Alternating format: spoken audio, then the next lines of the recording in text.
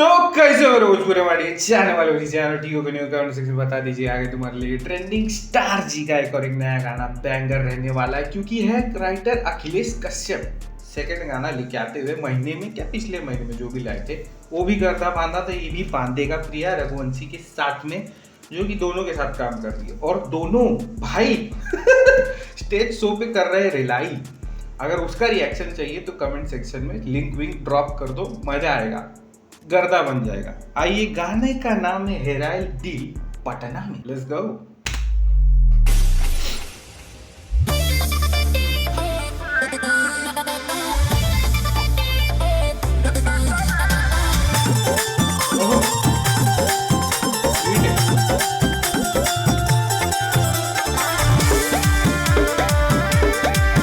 तो खतरनाक है।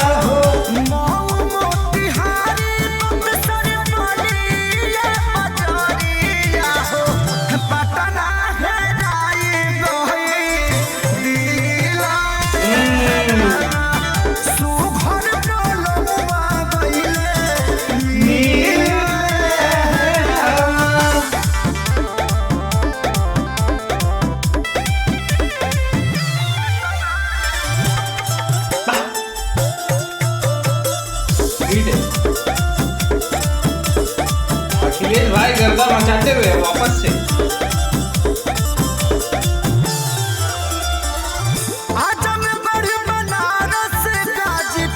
कहाँ आजमगढ़ आजमगढ़ को शाउट आउट देते हुए खेसारी भैया, अखिलेश भैया तुमने लिखेला है बहुत प्यार आजमगढ़ से। आजमगढ़ वाले कमेंट सेक्शन भर दो, भैया ने नाम ले लिया है।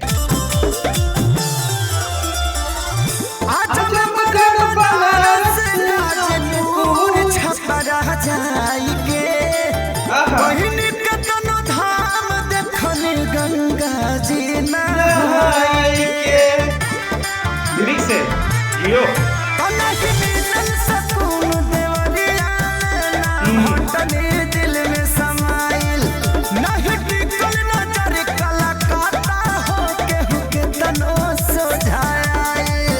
क्या बात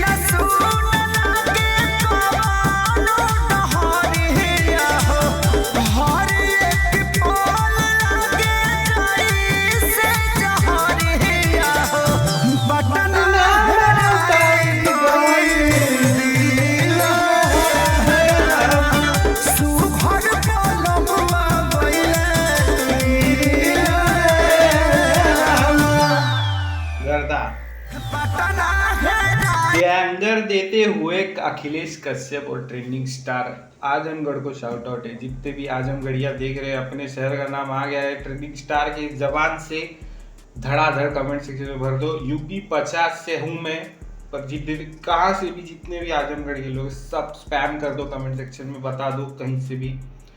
बाकी एक नंबर गाना नीचे लिंक है, जाके सुनो। लाइक शेयर सब्सक्राइब करना जरूरी है, हाइप करना जरूरी, क्योंकि ट्रेंडिंग स्टार का पावर अपने को दिखाने का है। किसको तुम लोग समझ लो। बाकी मिल जाए अगले वीडियो में, तब तक के लिए हर हर महादेव।